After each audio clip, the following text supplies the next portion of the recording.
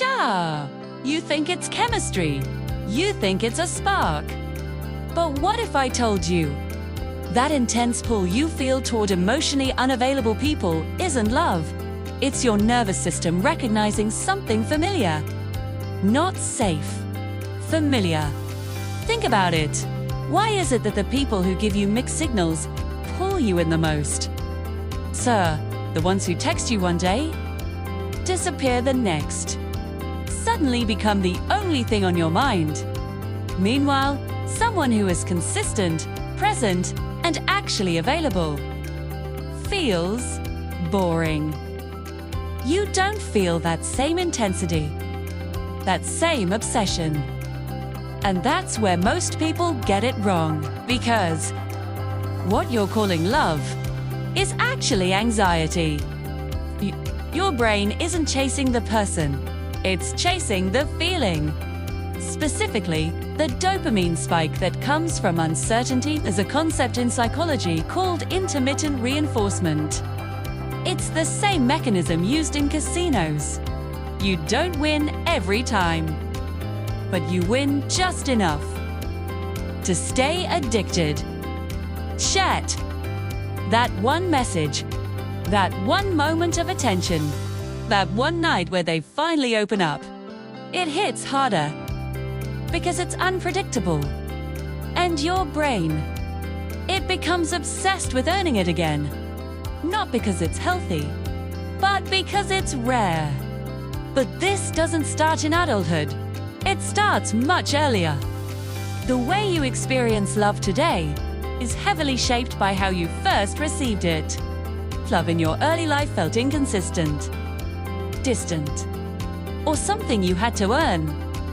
Your brain builds a blueprint, and later, it starts searching for people who match that pattern.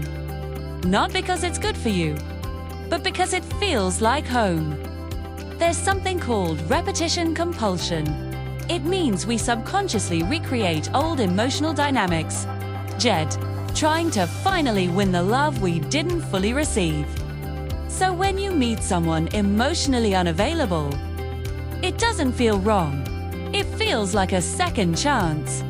Here's where it gets even deeper. Chasing someone unavailable actually protects you. Because as long as they're distant, you never have to fully be seen.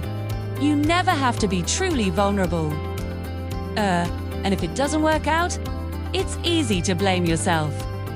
I wasn't enough. If I tried harder.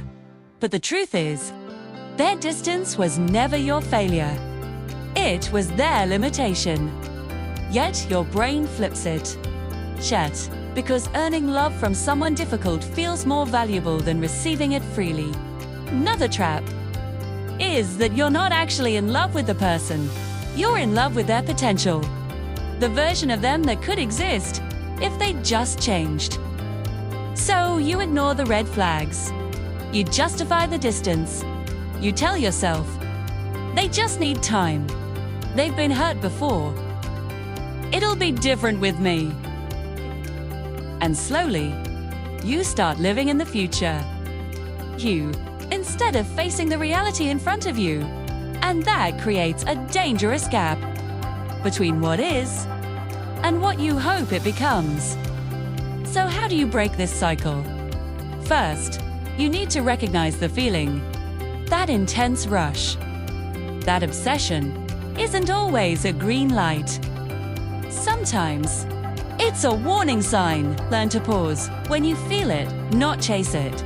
Second, understand that healthy love will feel unfamiliar at first. It might even feel boring.